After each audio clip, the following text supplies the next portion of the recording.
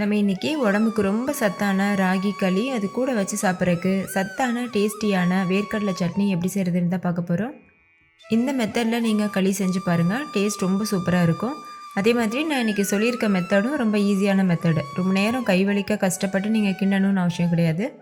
ஈஸியாக குக்கரில் எப்படி செய்கிறதுன்னு தான் பார்க்க போகிறோம். இது பிகினர்ஸ் கூட ரொம்ப சுலபமாக பெர்ஃபெக்டாக பண்ணலாம். ஹாய் ஃப்ரெண்ட்ஸ், என் பேர் Abhi. Welcome to Indian recipes Tamil. வீடியோக்குள்ளே போகிறதுக்கு முன்னாடி நம்ம சேனல் இந்தியன் ரெசிபீஸ் தமிழை சப்ஸ்கிரைப் பண்ணிக்கோங்க. கூடவே இருக்க பெல் சிம்பலையும் கிளிக் பண்ணிக்கோங்க.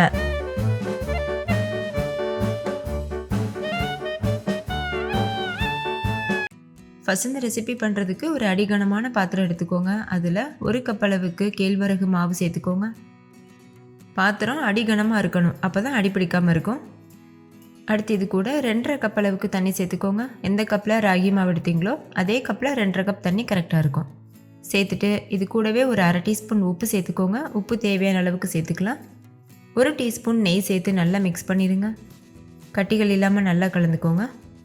களி சாஃப்டாக இருந்தால் பிடிக்கும்னா 2.5 கப் அளவுக்கு தண்ணி கரெக்டாக இருக்கும். உங்களுக்கு கொஞ்சம் கெட்டியாக இருக்கணும்னு நினச்சிங்கன்னா 2 கப் அளவுக்கு தண்ணி சேர்த்துக்கோங்க, போதும். இப்போ ஸ்டவ்வை ஹை ஃப்ளேமில் வச்சுட்டு இது போல் நல்லா கிளறிக்கோங்க. இது லேசாக கெட்டிப்பட ஆரம்பிக்கும், அது வரைக்கும் கலந்துக்கோங்க. இப்போ பார்த்தீங்கன்னா தெரியும், லேசாக கெட்டிப்பட ஆரம்பிச்சிருக்கு. ஒரு க்ரீமியான கன்சிஸ்டன்சியில் இருக்கும். இந்த ஸ்டேஜில் ஸ்டவ் ஆஃப் பண்ணிடுங்க. இப்போ இது ஒரு ஓரமாக இருக்கட்டும். அடுத்து ஒரு அகலமான குக்கரில் 2 கப் அளவுக்கு தண்ணி சேர்த்துக்கோங்க.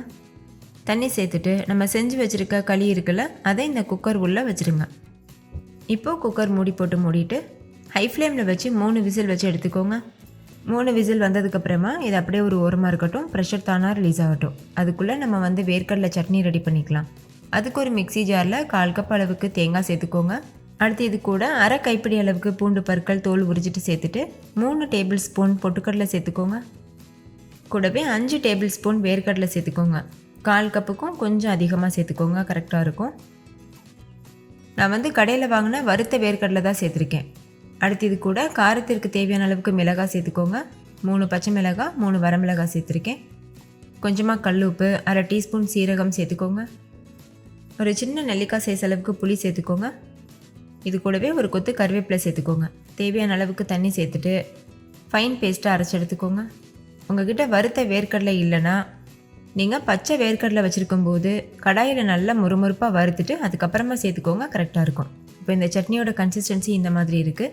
இதை வேற ஒரு பாத்திரத்துக்கு மாற்றிட்டு தேவையான அளவுக்கு தண்ணி சேர்த்து உப்பும் தேவையான செக் பண்ணி பார்த்துட்டு சேர்த்துட்டு நல்லா கலந்துக்கோங்க. உங்களுக்கு சட்னியோட கன்சிஸ்டன்சி தண்ணியாக இருக்க பிடிக்கும்னா இந்த மாதிரி வச்சுக்கோங்க. அப்படி இல்லைன்னா நீங்கள் கெட்டி சட்னியாக கூட செஞ்சுக்கலாம்.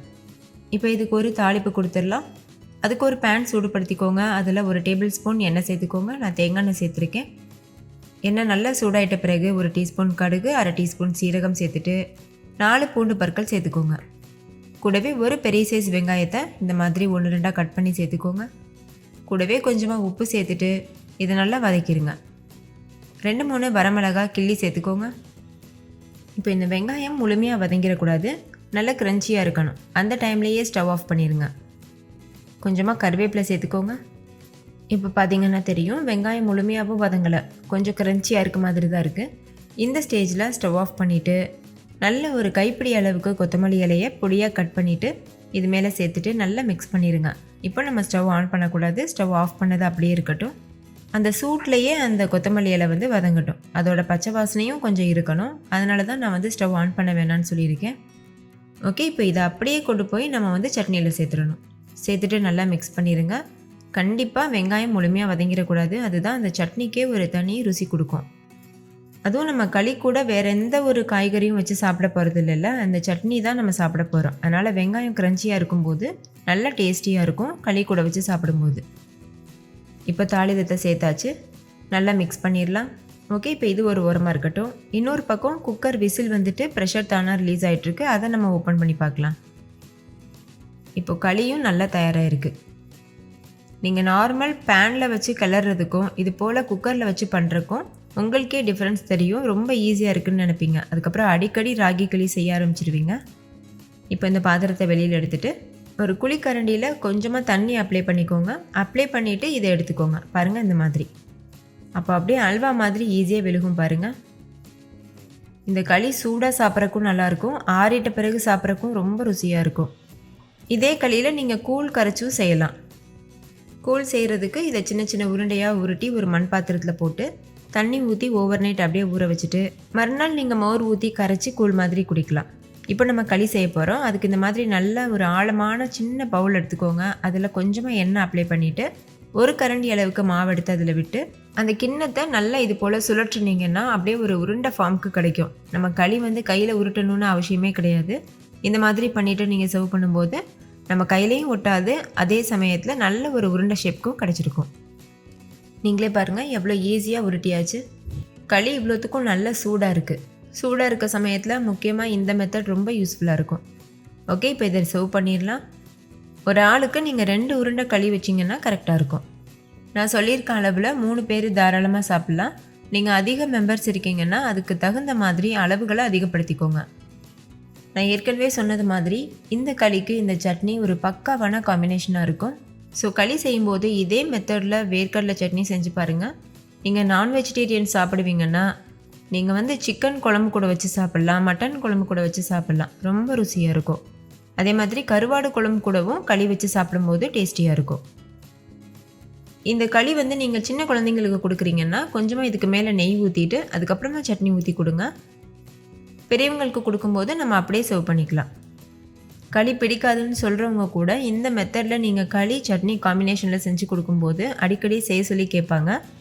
உங்களுக்கு எல்லாருக்கும் தெரிஞ்சிருக்கும் ராகியில் எவ்வளோ சத்துக்கள் இருக்குன்னு. நம்ம வாரத்தில் 2-3 டைம் ஆகுது ராகி நம்மளுக்கு சேர்த்துக்கணும் டயட்டில். அப்போ தான் ரொம்ப நல்லது. முக்கியமாக வளர்கிற குழந்தைங்களுக்கு இது கண்டிப்பாக செஞ்சு கொடுங்க. அதில் கால்சியம் சத்து நிறைய இருக்குது. அவங்களோட எலும்பு வளர்ச்சிக்கு இது ரொம்ப ரொம்ப நல்லது.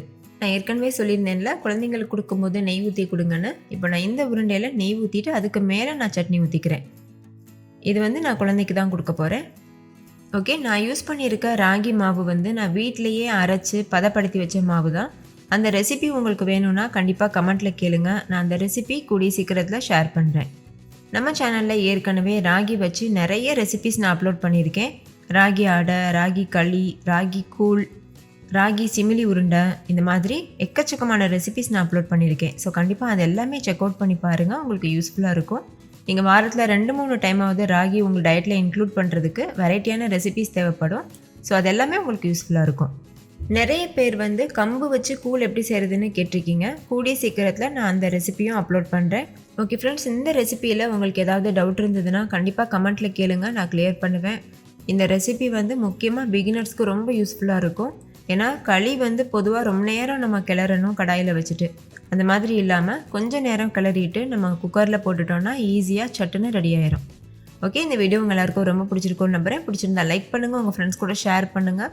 நீங்களும் செஞ்சு பார்த்துட்டு டேஸ்ட் எப்படி இருந்ததுன்னு கமெண்ட்டில் சொல்லுங்கள். தேங்க்யூ, பாய்.